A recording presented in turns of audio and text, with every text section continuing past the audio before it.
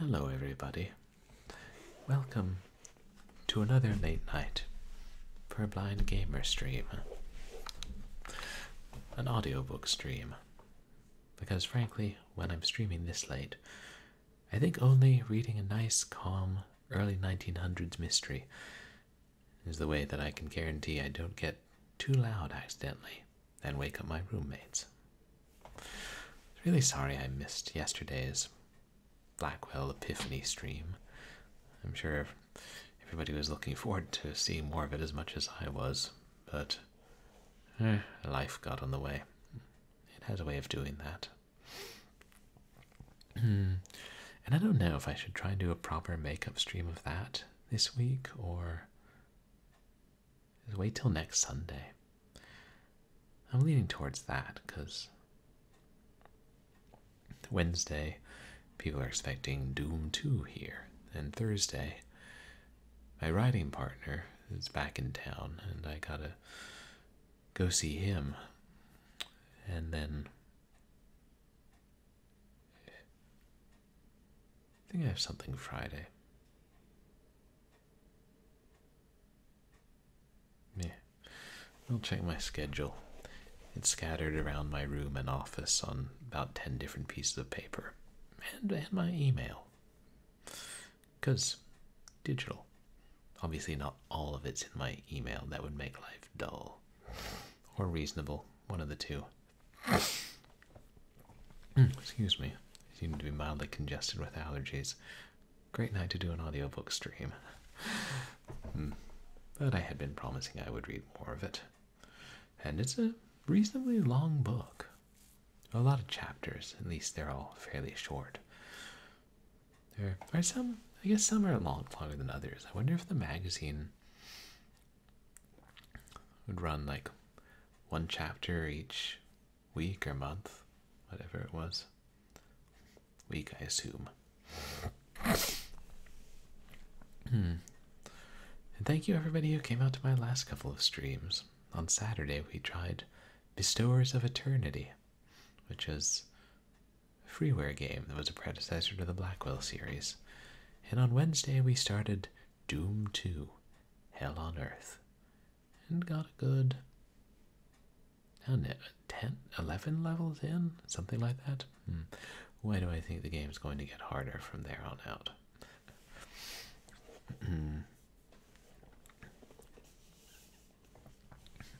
Yeah. Today has been a long day, but I think I can get through a few more chapters of this admittedly fun mystery. And as usual, I won't be responding to chat while I'm reading, but I'll catch up and say hi to everybody afterwards. Or at the end of each chapter, if I remember. Or just the end of this chunk.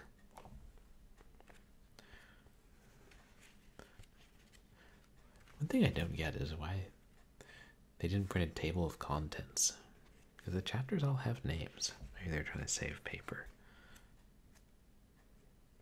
Yes, I suppose one could use a bookmark. But I'll use a bookmark after I finish reading it. Just to remind myself, yeah, I got to the end.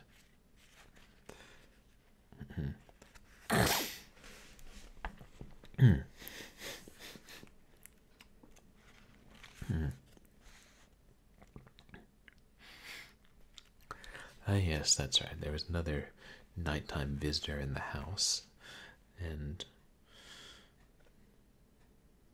right. Miss Inness heard a terrible scream, a woman's scream, and then found out that Louise had vanished.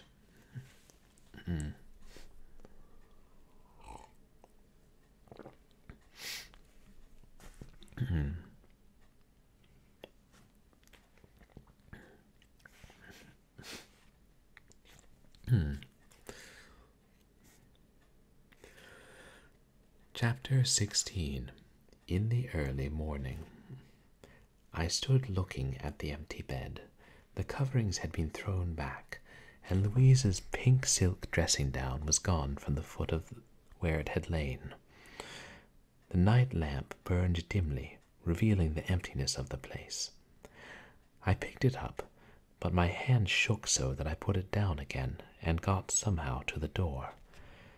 There were voices in the hall, and Gertrude came running toward me. "What is it?" she cried. "What was that sound?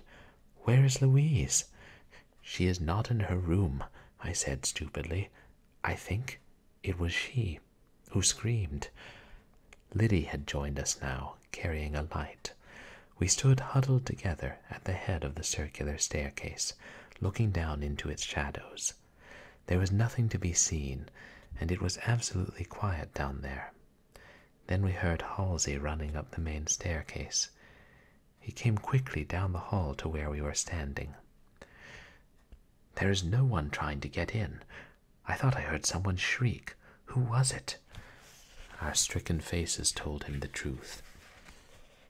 "Someone screamed down there," I said, "and Louise is not in her room." With a jerk, Halsey took the light from Liddy and ran down the circular staircase. I followed him more slowly. My nerves seemed to be in a state of paralysis. I could scarcely step.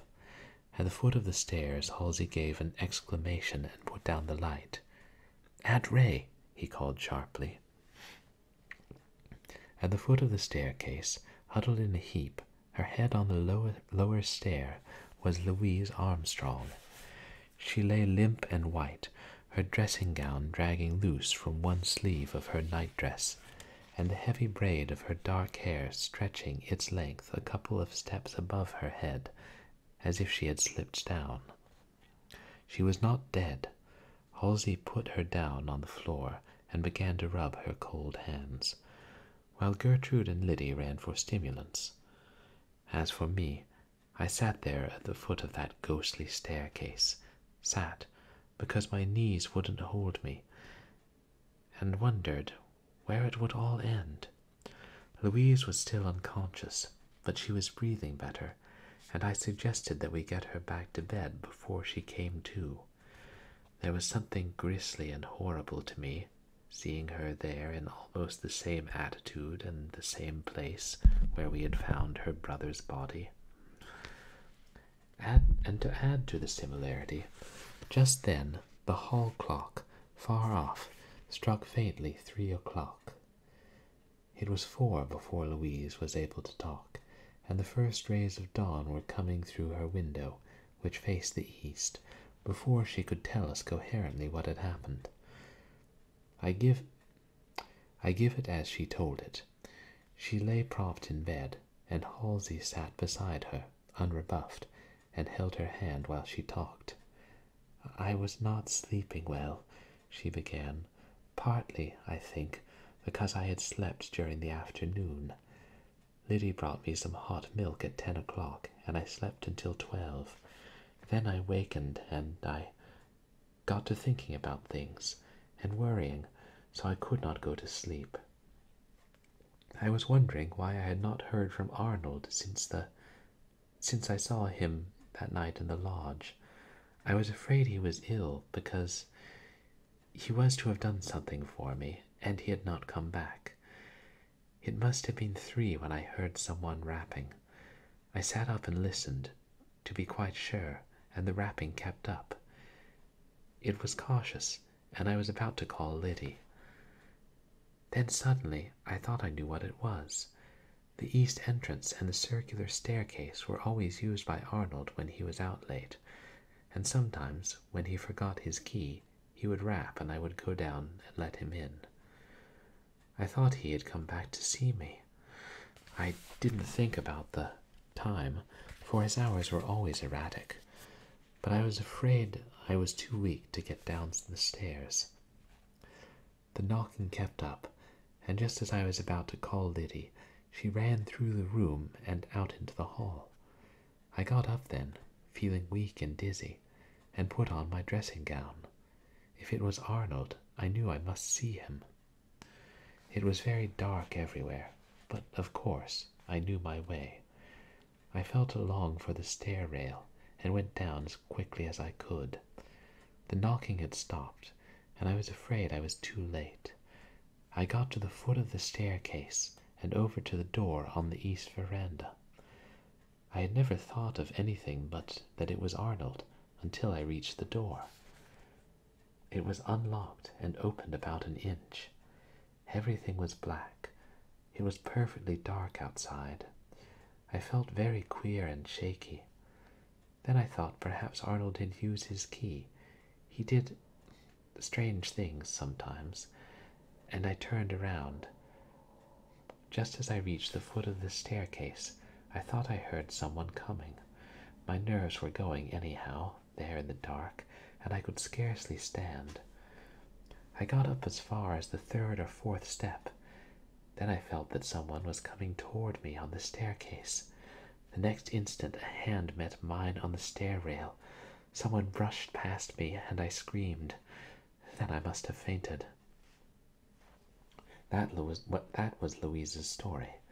There could be no doubt of its truth, and the thing that made it inexpressibly awful to me was that the poor girl had crept down to answer the summons of a brother who would never need her kindly offices again. Twice now, without apparent cause, someone had entered the house by means of the east entrance, had apparently gone his way unhindered through the house, and gone out again as he had entered. Had this unknown visitor been there a third time, the night Arnold Armstrong was murdered? Or a fourth, the time Mr. Jamieson had locked someone in the clothes chute? Sleep was impossible, I think, for any of us. We dispersed finally to bathe and dress, leaving Louise little the worse for her experience. But I determined that before the day was over she must know the true state of affairs. Another decision I made, and I put it into execution immediately after breakfast. I had one of the unused bedrooms in the east wing, back along the small corridor, prepared for occupancy, and from that time on Alex, the gardener, slept there. One man in the barn of a house was an absurdity, with things happening all the time, and I must say that Alex was as unobjectionable as anyone could possibly have been. Next morning, also, Halsey and I made an exhaustive examination of the circular staircase, the small entry at its foot, and the card-room opening from it. There was no evidence of anything unusual the night before, and had we not ourselves heard the rapping noises, I should have felt that Louise's imagination had run away with her. The outer door was closed and locked, and the staircase curved above us, for all the world like any other staircase. Halsey, who had never taken seriously my account of the night Liddy and I were there alone, was grave enough now. He examined the paneling of the wainscoting above and below the stairs, evidently looking for a secret door, and suddenly there flashed into my mind the recollection of a scrap of paper that Mr. Jamieson had found among Arnold Armstrong's effects. As nearly as possible I repeated its contents to him, while Halsey took them down in a notebook. "I wish you had told me that before," he said, as he put the memorandum carefully away. We found nothing at all in the house, and I expected little from any examination of the porch and grounds. But as we opened the outer door, something fell into the entry with a clatter. It was a cue from the billiard room. Halsey picked it up with an exclamation. "That's careless enough," he said. "Some of the servants have been amusing themselves." I was far from convinced. Not one of the servants would go into that wing at night unless driven by dire necessity. And a billiard cue!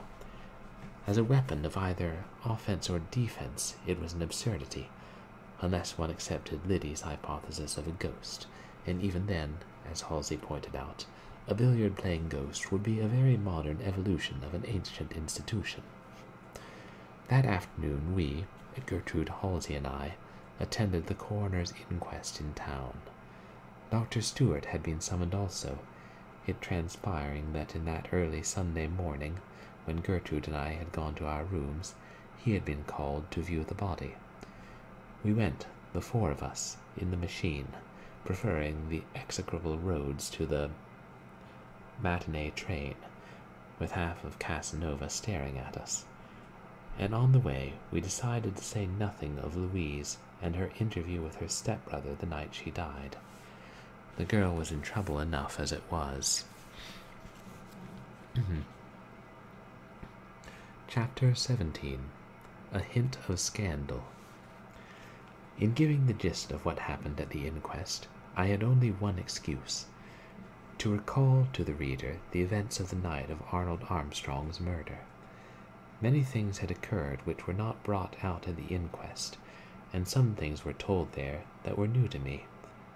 Altogether it was a gloomy affair, and the 6 men in the coroner who constituted the coroner's jury were evidently the merest puppets in the hands of that all-powerful gentleman, the coroner.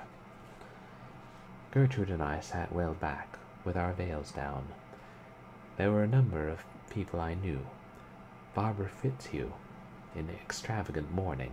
She always went into black on the slightest provocation, because it was becoming. And Mr. Jarvis, the man who had come over from the Greenwood Club the night of the murder. Mr. Harton was there, too, looking impatient as the inquest dragged, but alive to every particle of evidence. From a corner, Mr. Jamieson was watching the proceedings intently. Dr. Stewart was called first. His evidence was told briefly, and amounted to this. On the Sunday morning previous, at 5:15, he had been called to the telephone. The message was from a Mr. Jarvis, who had asked him to come at once to Sunnyside, as there had been an accident there, and Mr. Arnold Armstrong had been shot. He had dressed hastily, gathered up some instruments, and driven to Sunnyside. He was met by Mr. Jarvis, who took him at once to the east wing. There, just as he had fallen, was the body of Arnold Armstrong.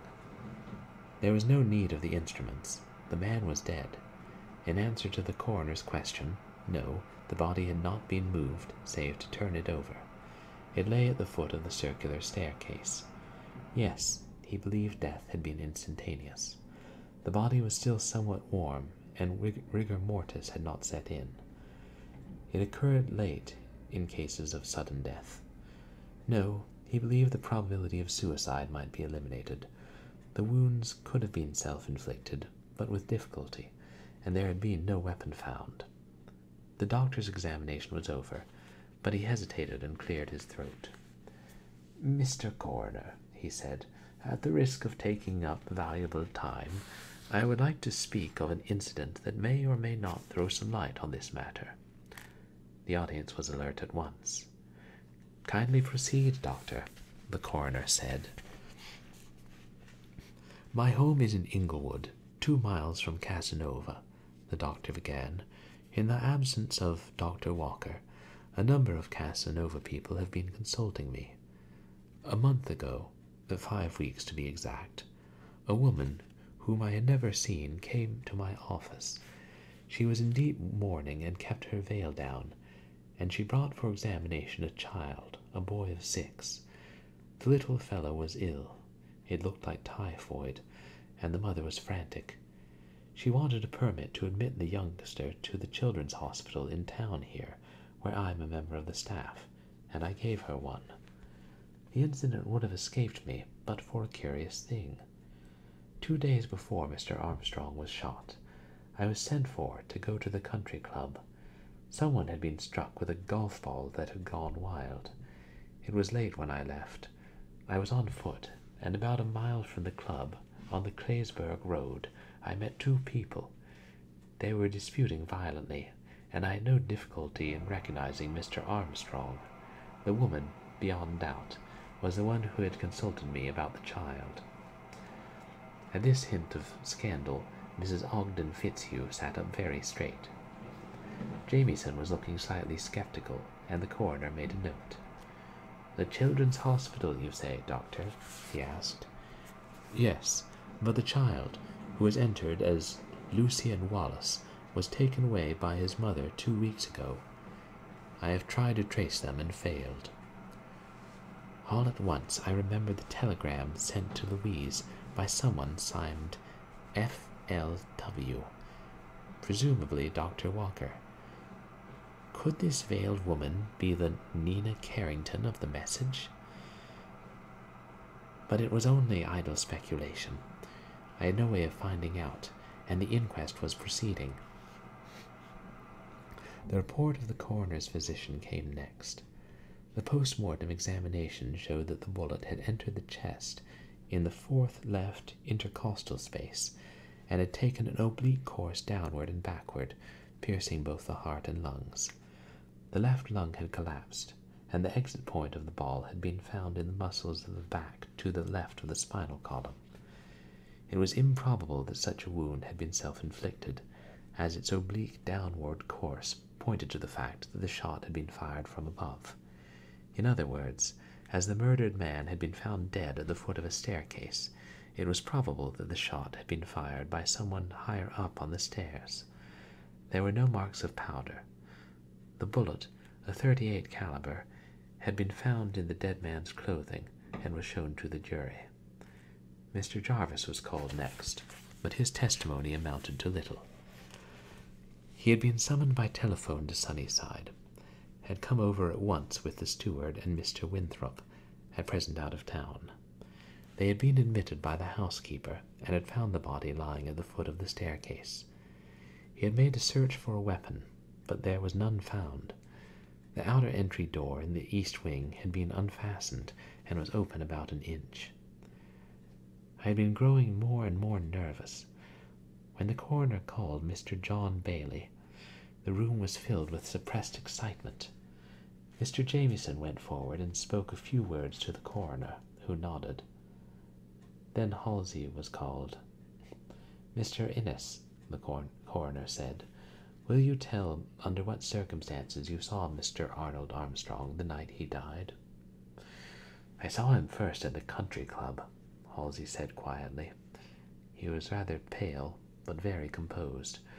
I stopped there with my automobile for gasoline. Mr. Armstrong had been playing cards. When I saw him there, he was coming out of the card room talking to Mr. John Bailey. The nature of their discussion, was it amicable?" Halsey hesitated. "They were having a dispute," he said. "I asked Mr. Bailey to leave the club with me and come to Sunnyside over Sunday." "Isn't it a fact, Mr. Inness, that you took Mr. Bailey away from the clubhouse because you were afraid there would be blows?" "The situation was unpleasant," Halsey said evasively.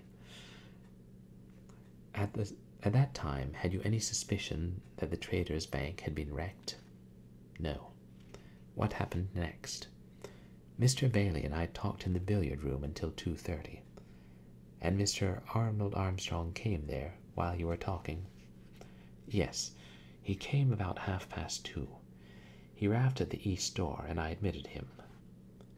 The silence in the room was intense. Mr. Jamieson's eyes never left Halsey's face. "Will you tell us the nature of his errand?" "He brought a telegram that had come to the club for Mr. Bailey." "He was sober?"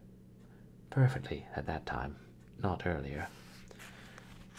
"Was not this apparent friendliness a change from his former attitude?" "Yes, I did not understand it." "How long did he stay?" "About 5 minutes. Then he left, by the east entrance." "What occurred then?" "We talked for a few minutes, discussing a plan Mr. Bailey had in mind.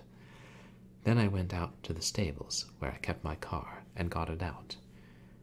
"Leaving Mr. Bailey alone in the billiard room?" Halsey hesitated.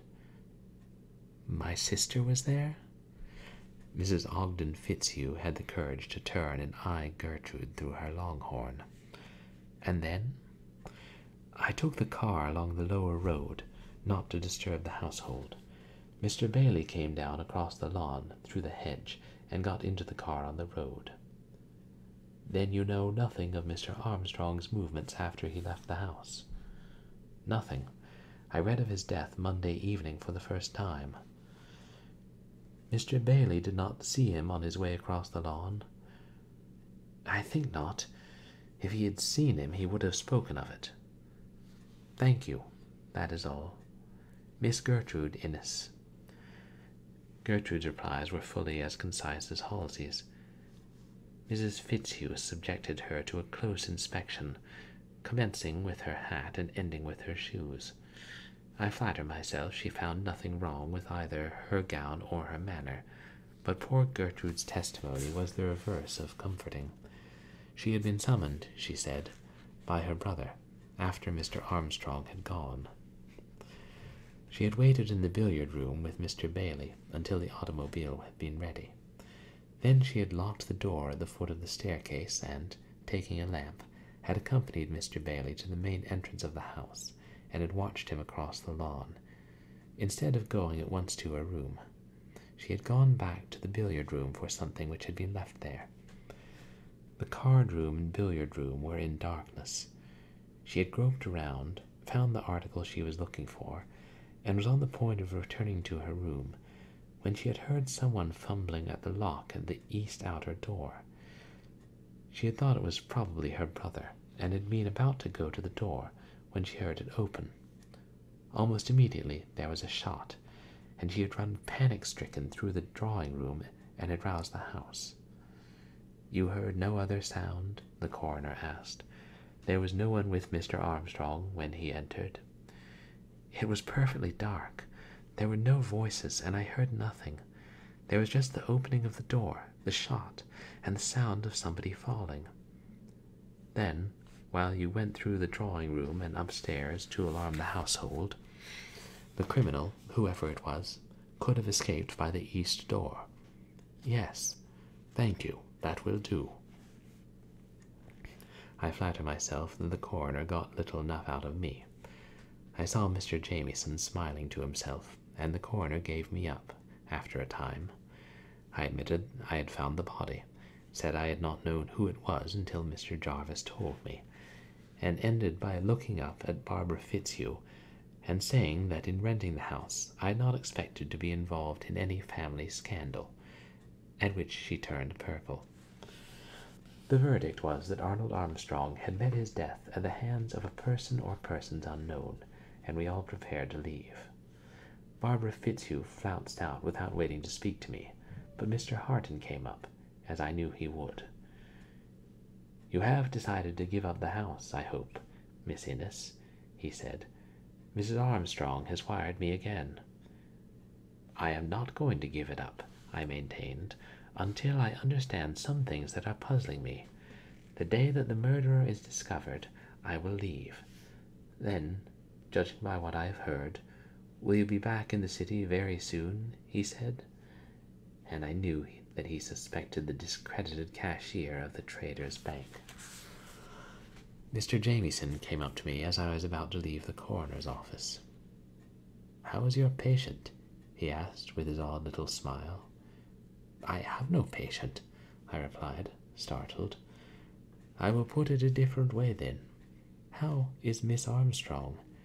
She is doing very well," I stammered. "Good," cheerfully. "And our ghost, is it laid?" "Mr. Jamieson," I said suddenly, "I wish you would do one thing. I wish you would come to Sunnyside and spend a few days there. The ghost is not laid. I want you to spend one night at least watching the circular staircase. The murder of Arnold Armstrong was a beginning, not an end." He looked serious. "Perhaps I can do it," he said. "I have been doing something else, but, well, I will come out tonight." We were very silent during the trip back to Sunnyside. I watched Gertrude closely and somewhat sadly. To me, there was one glaring flaw in her story, and it seemed to stand out for everyone to see. Arnold Armstrong had had no key, and yet she said she had locked the east door.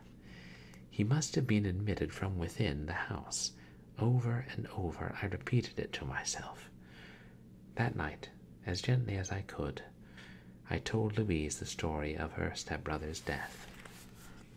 She sat in her big, pillow-filled chair and heard me through without interruption. It was clear that she was shocked beyond words. If I had hoped to learn anything from her expression, I had failed. She was as much in the dark as we were.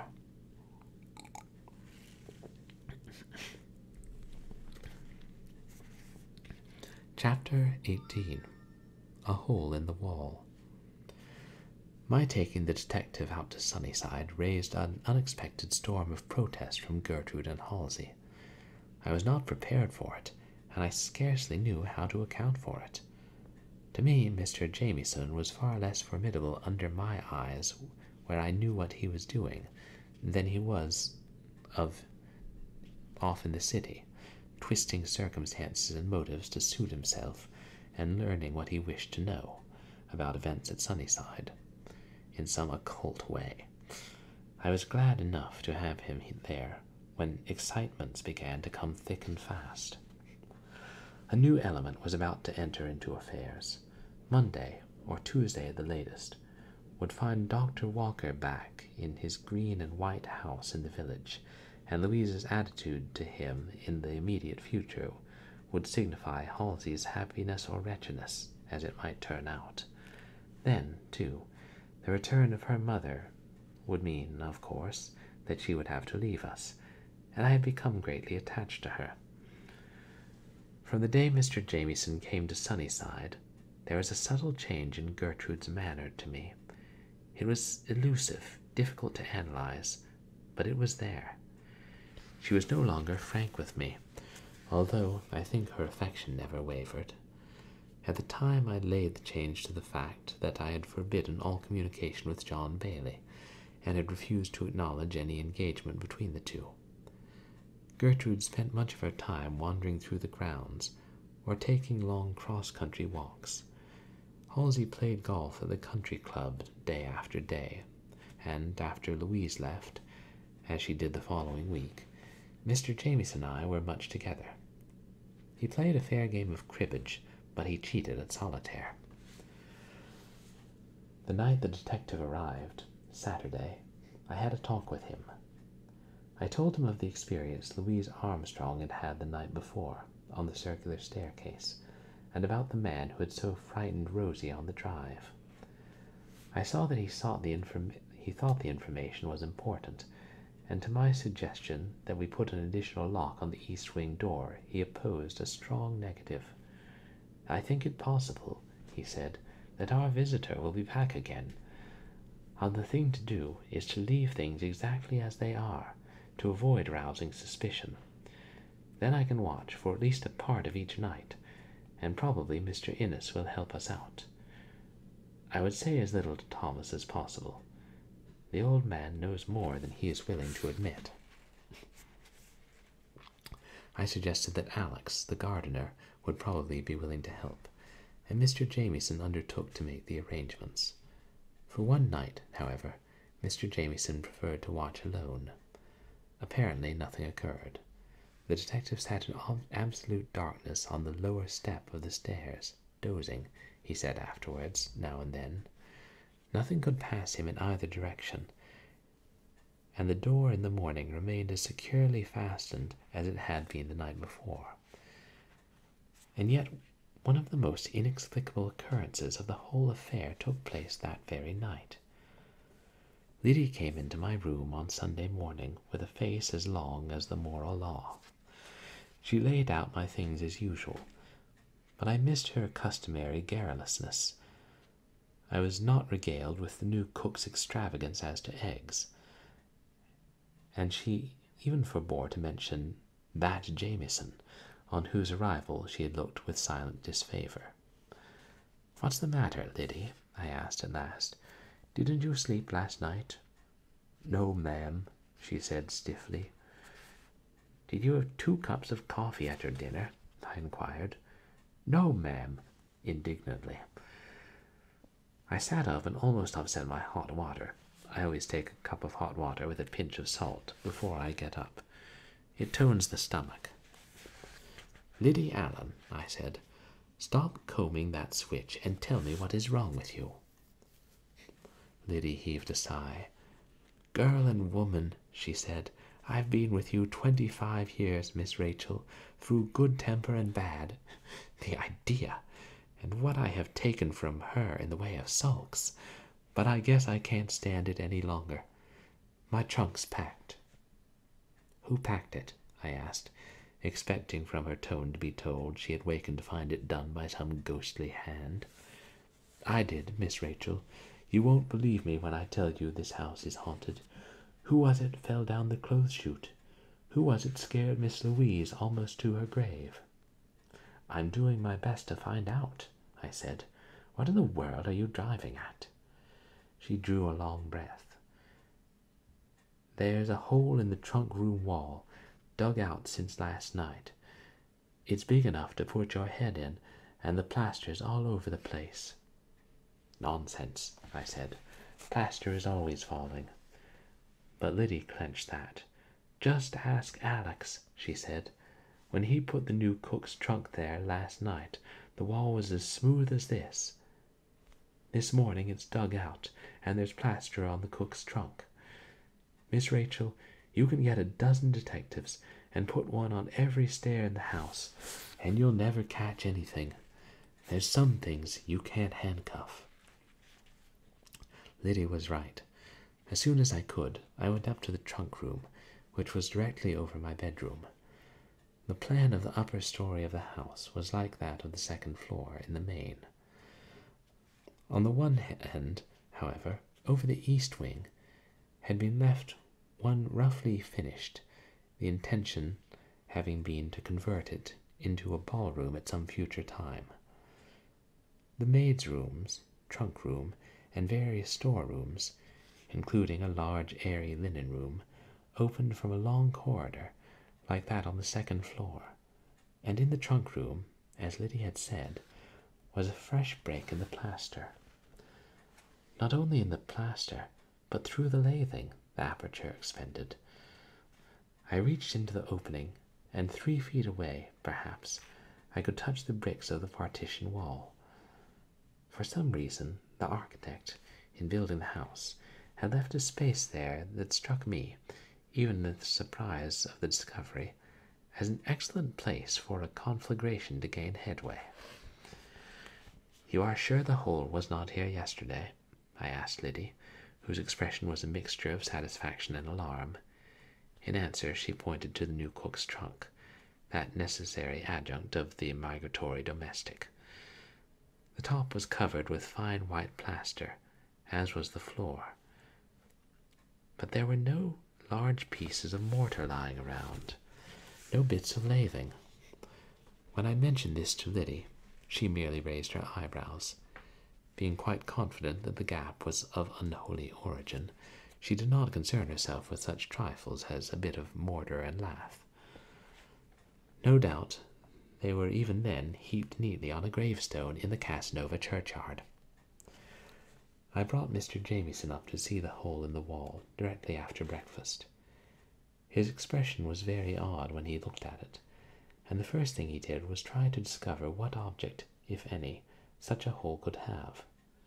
He got a piece of candle, and, by enlarging the aperture a little, was able to examine what lay beyond. The result was nil. The trunk room, although heated by steam heat, like the rest of the house, boasted of a fireplace and mantel as well. The opening had been made between the flue and the outer wall of the house. There was revealed, however, on inspection, only the brick of the chimney on one side and the outer wall of the house on the other. In depth, the space extended only to the flooring. The breach had been made about 4 feet from the floor, and inside were all the missing bits of plaster. It had been a methodical ghost. It was very much a disappointment. I had expected a secret room at the very least, and I think even Mr. Jamieson fancied he might at last have a clue to the mystery. There was evidently nothing more to be discovered.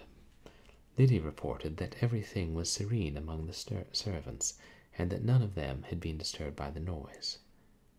The maddening thing, however, was that the nightly visitor had evidently more than one way of gaining access to the house. We had made arrangements to redouble our vigilance as to windows and doors that night. Halsey was inclined to pooh-pooh the whole affair. He said a break in the plaster might have occurred months ago and gone unnoticed, and that the dust had probably been stirred up the day before. After all, we had to let it go at that, but we put in an uncomfortable Sunday. Gertrude went to church, and Halsey took a long walk in the morning. Louise was able to sit up, and she allowed Halsey and Liddy to assist her downstairs late in the afternoon. The east veranda was shady, green with vines and palms, yellow with cushions and lounging chairs. We put Louise in a steamer chair, and she sat there passively enough, her hands clasped in her lap. We were very silent. Halsey sat on the rail with a pipe, openly watching Louise, as she looked broodingly across the hills to the valley. There was something baffling in the girl's eyes, and gradually Halsey's boyish features lost their glow at seeing her about again, and settled into grim lines. He was like his father just then. We sat until late afternoon, Halsey growing more and more moody. Shortly before 6, he got up and went into the house, and in a few minutes came out and called me to the telephone. It was Anna Whitcomb in town, and she kept me for 20 minutes, telling me the children had had the measles, and how Madame Sweeney had botched her new gown. When I finished, Liddy was behind me, her mouth a thin line. "I wish you would try to look cheerful, Liddy. I wish you would try to look cheerful, Liddy," I groaned. "Your face would sour milk." But Liddy seldom replied to my jibes. She folded her lips a little tighter. "He called her up," he said oracularly. "He called her up and asked her to keep you at the telephone so he could talk to Miss Louise. A thankless child is sharper than a serpent's tooth." "Nonsense," I said briskly. I might have known enough to leave them. "It's a long time since you and I were in love, Liddy, and we forget." Liddy sniffed. "No man ever made a fool of me," she replied virtuously. "Well, something did," I retorted. Chapter 19. Concerning Thomas. "Mr. Jamieson," I said, when we found ourselves alone after dinner that night, "the inquest yesterday seems to me the merest recapitulation of things that were already known. It developed nothing new beyond the story of Dr. Stewart's, and that was volunteered." "An inquest is only a necessary formality, Miss Inness," he replied. "Unless a crime is committed in the open, the inquest does nothing beyond getting evidence from witnesses while events are still in their minds. The police will step in later. You and I both know how many important things never transpired. For instance, the dead man had no key, and yet Miss Gertrude testified to a fumbling at the lock, and then the opening of the door. The piece of evidence you mention, Dr. Stewart's story, is one of those things we have to take cautiously. The doctor has a patient who wears black and does not raise her veil. Why, it is a typical mysterious lady. Then the good doctor comes across Arnold Armstrong, who is a graceless scamp. Demortuous.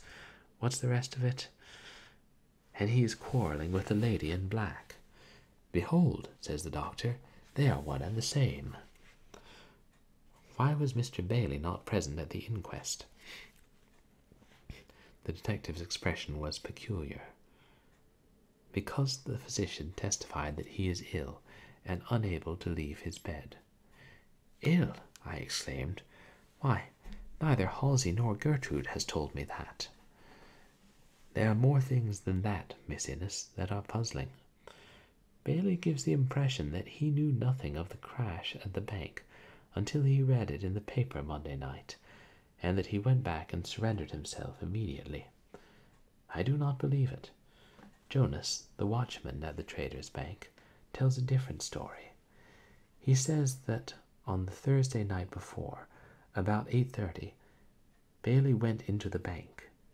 Jonas admitted him, and he says the cashier was in a state almost of collapse. Bailey worked until midnight, then he closed the vault and went away. The occurrence was so unusual that the watchman pondered over it all the rest of the night. What did Bailey do when he went back to the Knickerbocker Apartments that night? He packed a suitcase ready for instant departure. But he held off too long. He waited for something. My personal opinion is that he waited to see Miss Gertrude before flying the country. Then, when he had shot down Arnold Armstrong that night, he had to choose between two evils. He did the thing that would immediately turn public opinion in his favor, and surrendered himself as an innocent man. The strongest thing against him is his preparation for flight, and his deciding to come back after the murder of Arnold Armstrong. He was shrewd enough to disarm suspicion as to the graver charge. The evening dragged along slowly. Mrs. Watson came to my bedroom before I went to bed and asked if I had my arnica. She showed me a badly swollen hand with reddish streaks running toward the elbow. She said it was the hand she had hurt the night of the murder a week before, and that she had not slept well since. It looked to me as if it might be serious, and I told her to see Dr. Stewart about it. The next morning Mrs. Watson went up to town on the 11 train and was admitted to the charity hospital. She was suffering from blood poisoning. I fully meant to go up and see her there, but other things drove her entirely from my mind. I telephoned to the hospital that day, however, and ordered a private room for her, and whatever comforts she might be allowed. Mrs. Armstrong arrived Monday evening with her husband's body, and the services were set for the next day. The house on Chestnut Street in town had been opened, and Tuesday morning Louise left us to go home. She sent for me before she went, and I saw she had been crying. "How can I thank you, Miss Inness?" she said. "You have taken me on faith, and you have not asked me any questions. Sometime, perhaps, I can tell you, and when the time comes, you will all despise me. Halsey, too." I tried to tell her how glad I was to have had her, but there was something else she wanted to say. She said it finally, when she had bade a constrained goodbye to Halsey and the car was waiting at the door. "Miss Inness," she said in a low tone, if there is any attempt made to have you give up the house, do it, if you possibly can. I am afraid to have you stay." That was all. Gertrude went into town with her and saw her safely home. She reported a decided coolness in the greeting between Louise and her mother, and that Dr. Walker was there, apparently in charge of arrangements for the funeral.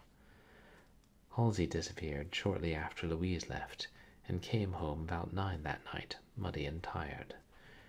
As for Thomas, he went around dejected and sad, and I saw the detective watching him closely at dinner. Even now I wonder, what did Thomas know? What did he suspect? At 10 o'clock this household had settled down for the night. Liddy, who was taking Mrs. Watson's place, had finished examining the tea towels and the corners of the shelves in the cooling room, and had gone to bed. Alex, the gardener, had gone heavily up the circular staircase to his room, and Mr. Jamieson was examining the locks of the windows. Halsey dropped into a chair in the living room and stared moodily ahead.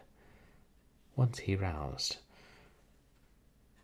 "What sort of a looking chap is that Walker, Gertrude?" he asked. "Rather tall, very dark, smooth-shaven. Not bad looking," Gertrude said, putting down the book she had been pretending to read. Halsey kicked a tabouret viciously. "Lovely place this village must be in the winter," he said irrelevantly. "A girl will be buried alive here." It was then someone rapped at the knocker on the heavy front door. Halsey got up leisurely and opened it, admitting Warner. He was out of breath from running, and he looked half abashed. "I am sorry to disturb you," he said, "but I didn't know what else to do. It's about Thomas." "What about Thomas?" I asked. Mr. Jamieson had come into the hall, and we all stared at Warner. "He's acting queer," Warner explained. "He's sitting down there on the edge of the porch, and he says he has seen a ghost. The old man looks bad, too. He can scarcely speak." "He's as full of superstition as an egg is of meat," I said. "Halsey, bring some whiskey, and we will all go down." No one moved to get the whiskey, from which I judged there were 3 pocket flasks ready for emergency. Gertrude threw a shawl around my shoulders, and we all started down over the hill. I had made so many nocturnal excursions around the place that I knew my way perfectly. But Thomas was not on the veranda, nor was he inside the house. The men exchanged significant glances, and Warner got a lantern. "He can't have gone far," he said. "He was trembling so he couldn't stand when I left." Jamieson and Halsey together made the round of the lodge, occasionally calling the old man by name. But there was no response. No Thomas came, bowing and showing his white teeth through the darkness. I began to be vaguely uneasy for the first time. Gertrude, who was never nervous in the dark, went alone down the drive to the gate and stood there, looking around the yellowish line of the road, while I waited on the tiny veranda. Warner was puzzled. He came around to the edge of the veranda and stood looking at it as if it ought to know and explain. "He might have stumbled into the house," he said, "but then he could not have climbed the stairs. Anyhow, he's not inside or outside, that I can see." The other members of the party had come back now, and no one had found any trace of the old man. His pipe, still warm, rested on the edge of the rail, and inside on the table his old grey hat showed that its owner had not gone far. He was not far, after all. From the table my eyes travelled around the room and stopped at the door of a closet.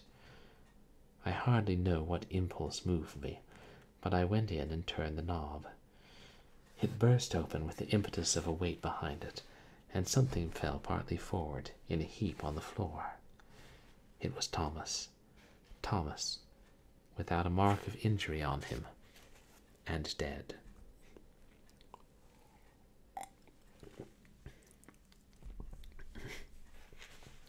Chapter 20. Dr. Walker's Warning. Warner was on his knees in a moment, fumbling at the old man's collar to loosen it, but Halsey caught his hand. "Let him alone," he said. "You can't help him. He is dead." We stood there, each avoiding the other's eyes. We spoke low and reverently in the presence of death, and we tacitly avoided any mention of the suspicion that was in every mind. When Mr. Jamieson had finished his cursory examination, he got up and dusted the knees of his trousers. "There's no sign of injury," he said, and I know I, for one, drew a long breath of relief. From what Warner says, and from his hiding in the closet, I should say he was scared to death. Fright and a weak heart together. "But what could have done it?" Gertrude asked. "He was all right this evening at dinner. Warner, what did he say when you found him on the porch?" Warner looked shaken. His honest, boyish face was colourless. "Just what I told you, Miss Inness. He'd been reading the paper downstairs. I had put up the car, and, feeling sleepy, I came down to the lodge to go to bed. As I went upstairs, Thomas put down the paper and, taking his pipe, went out to the porch. There I heard an exclamation from him." "What did he say?" demanded Jamieson. "I couldn't hear, but his voice was strange. It sounded garbled. I waited for him to call out again, but he did not. So I went downstairs. He was sitting on the porch window step, looking straight ahead, as if he saw something among the trees across the road. And he kept mumbling about having seen a ghost.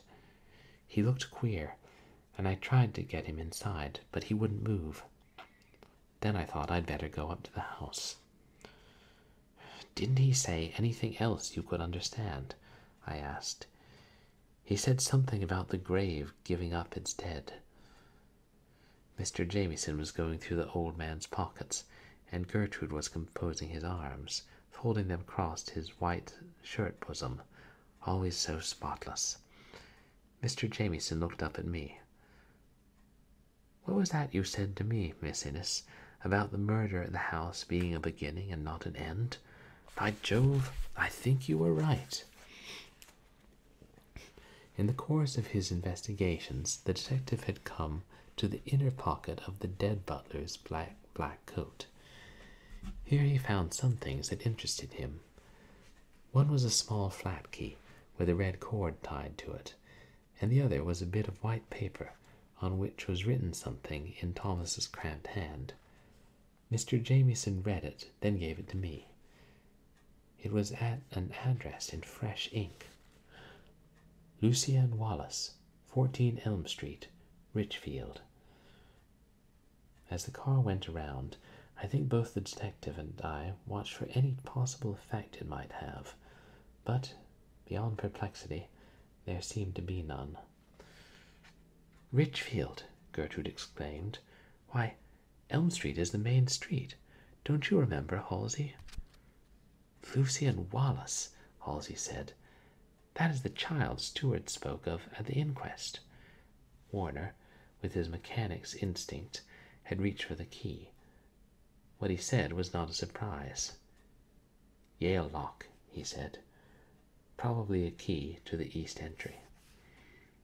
There was no reason why Thomas, an old and trusted servant, should not have had a key to that particular door, although the servant's entry was in the west wing. But I had not known of this key, and it opened up a new field of conjecture. Just now, however, there were many things to be attended to, and leaving Warner with the body, we all went back to the house. Mr. Jamieson walked with me, while Gertrude and Halsey followed. "I suppose I shall have to notify the Armstrongs," I said. "They will know if Thomas had any people and how to reach them. Of course, I expect to defray the expenses of the funeral, but his relatives must be found. What do you think frightened him, Mr. Jamieson?" "It's hard to say," he said slowly, "but I think we may be certain it was fright, and that he was hiding from something. I am sorry in more than one way.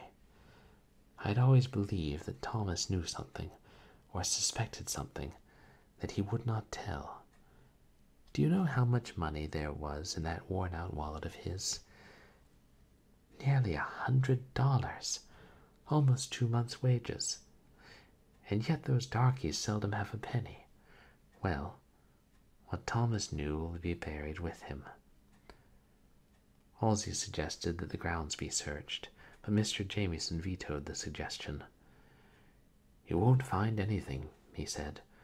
"A person clever enough to get into Sunnyside and tear a hole in the wall, while I watch downstairs, is not to be found by going around the shrubbery with a lantern."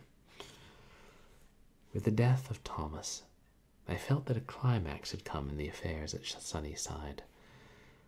The night that followed was quiet enough. Halsey watched at the foot of the staircase, and a complicated system of bolts on the other doors seemed to be effectual. Once in the night I wakened and thought I heard the tapping again.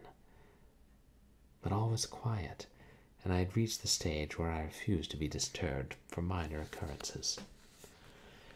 The Armstrongs were notified of Thomas's death, and I had my first interview with Dr. Walker as a result. He came up early the next morning, just as we finished breakfast, in a professional-looking car with a black hood. I found him striding up and down the living room, and, in spite of my preconceived dislike, I had to admit that the fellow was presentable. A big fellow he was, tall and dark, as Gertrude had said, smooth-shaven and erect, with prominent features and a square jaw. He was painfully spruce in his appearance, and his manner was almost obtrusively polite. "I must make an excuse for this early visit, Miss Inness," he said as he sat down. The chair was lower than he expected, and his dignity required collecting before he went on. "My professional duties are urgent and long neglected, and a fall to the everyday manner. Something must be done about the body." "Yes," I said, sitting on the edge of my chair. "I merely wish the address of Thomas's people. You might have telephoned if you were busy." He smiled. "I wish to see you about something else," he said. "As for Thomas, it is Mrs. Armstrong's wish that you would allow her to attend to the expense. About his relatives, I have already notified his brother in the village. It was heart disease, I think. Thomas always had a bad heart." "Heart disease and fright," I said, still on the edge of my chair. But the doctor had no intention of leaving. "I understand you have a ghost up here, and that you have the house filled with devices to exorcise it." For some reason, I felt I was being pumped, as Halsey says. "You have been misinformed," I replied. "What? No ghosts, no detectives?" he said, with his smile. "What a disappointment to the village." I resented his attempt at playfulness. It had been anything but a joke to us. "Dr. Walker," I said tartly, "I fail to see any humor in the situation. Since I came here, one man has been shot, and another one has died from shock. There have been intruders in the house and strange noises. If that is funny, there is something wrong with my sense of humor." "You miss the point," he said, still good-naturedly. "The thing that is funny, to me, is that you insist on remaining here, under the circumstances. I should think nothing would keep you." "You are mistaken. Everything that occurs only confirms my resolution to stay until the mystery is cleared." "I have a message for you, Miss Inness," he said, rising at last. "Mrs. Armstrong asked me to thank you for your kindness to Louise, who was within occurring distance at the time it did. Put her to great inconvenience. Also, and this is a delicate matter, she asked me to appeal to your natural sympathy for her at this time, and to ask you if you will not reconsider your decision about the house. Sunnyside is her home, and she loves it dearly, and just now she wants to retire here for quiet and peace." "She must have had a change of heart," I said, ungraciously enough. "Louise told me her mother despised the place. Besides, this is no place for quiet and peace just now. Anyhow, Doctor, while I don't care to force an issue, I shall certainly remain here for a time at least." "For how long?" he asked. "My lease is for 6 months. I shall stay until some explanation is found for certain things. My own family is implicated now, and I shall do everything to clear the mystery of Arnold Armstrong's murder." The doctor stood looking down, slapping his gloves thoughtfully against the palm of a well-looked-after hand. "You say there have been intruders in the house?" he asked. "You are sure of that, Miss Inness?" "Certainly." "In what part?" "In the west wing." "Can you tell me when these intrusions occurred, and what the purpose seemed to be? Was it robbery?" "No," I said decidedly. "As to time, once on Friday night a week ago, again the following night, when Mr. Arnold Armstrong was murdered, and again last Friday night." The doctor looked serious. He seemed to be debating some question in his mind, and to reach a decision. "Miss Inness," he said, I am in a peculiar position. I understand your attitude, of course, but do you think you are wise? Ever since you have come here, there have been hostile demonstrations against you and your family. I'm not a croaker, but take a warning. Leave before anything occurs that will cause you a lifelong regret. I am willing to take the responsibility, I said coldly. I think he gave me up then as a poor proposition. He asked to be shown where Arnold Armstrong's body had been found, and I took him there. He scrutinized the whole place carefully, examining the stairs and the lock. When he had taken a formal farewell, I was confident of one thing. Dr. Walker would do anything he could to get me away from Sunnyside. And I believe that's a good place to wrap up for the night. I made it through chapter 20. Yeah, my eyes are getting quite exhausted. Hey, Backlog Cabin. Yes, another reading stream. And Dragon of the West, welcome in. And Zen Dragoon, good to see you all. Oh yeah, the recipe for water with a pinch of salt, hot water with a pinch of salt before breakfast to help one's stomach be toned. Haven't heard of that. But I know they thought all manner of health-related things back in the 1900s.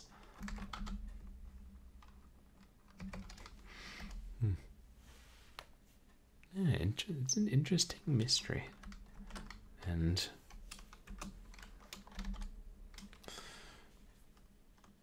yeah, it keeps developing more and more. Now with another body. And having died of fright. You know, they're doing a pretty good job of, or she's doing a pretty good job of, yeah, leaving us to wonder, is it supernatural or human? Except we know it's not a ghost. It's a murder mystery. It's not horror.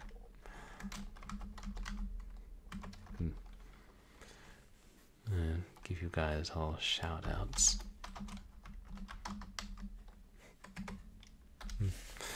I am enjoying it, but I'm having trouble following it. Well, there are a lot of things that's going on. It's a pretty action-packed mystery, and there are a lot of characters. But it's also that A, I tend to read it when it's late at night, and B, I do it once a week, once a fortnight, and then think about so many other things in the week that I forget. A lot of things to keep track of and think about at work. Plus, I'm always reading other books on the bus. And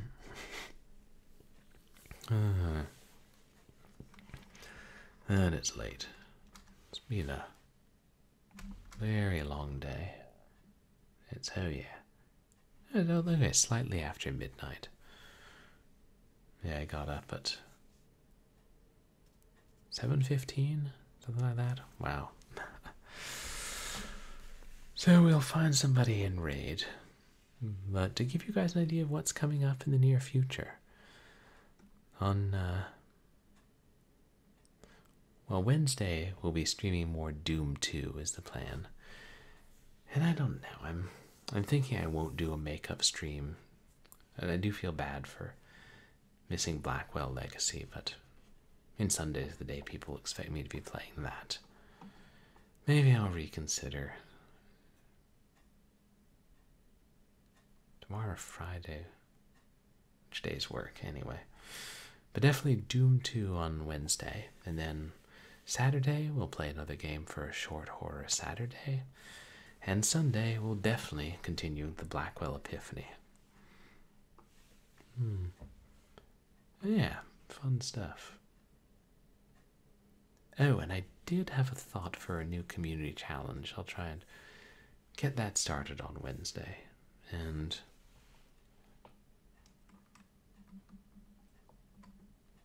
any other announcements can wait. Let's see who's online. I always appreciate you guys coming to hang out. I know the reading streams tend to be a lot different from the gaming streams, less visually stimulating and a lot more sedate, let's put it nicely, or soporific.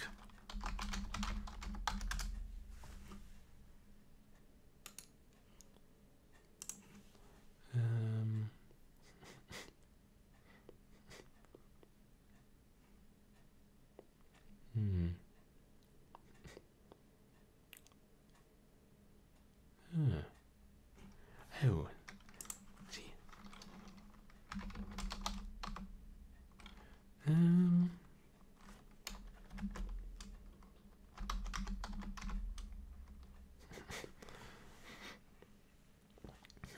Let's raid. We haven't raided in a bit.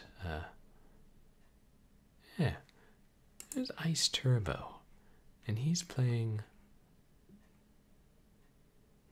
I don't think we've raided him in a while. God, I've got to keep track of who we raid when. But he's playing Chrono Trigger for the SNES. It's supposed to be one of the best RPGs ever made. Yeah, let's go say hi to him. Oh, my pleasure, Techie Rob. Thanks for dropping by and hanging out. You guys should also check out Techie Rob.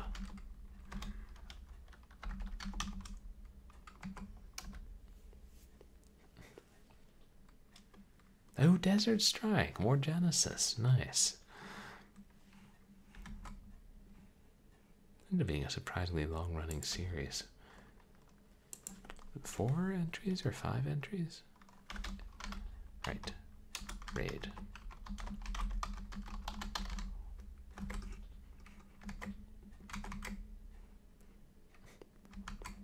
There are we. We'll raid her another time.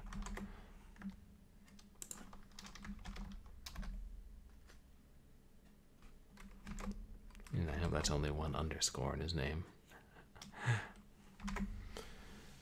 But, yeah, thank you everybody for coming to the stream. Yeah, my pleasure, Techie Rob. I appreciate you all being here. All the chatters and all the lurkers.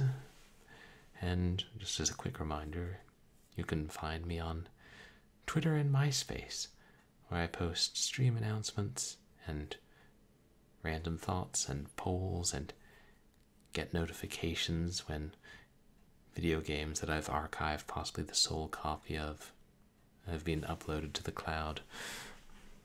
Well, that's a story for another day. Oh yes, and you can find VODs of my past streams on YouTube. So I hope that everybody has a good night, get plenty of rest, unless you're in England and your day is just starting.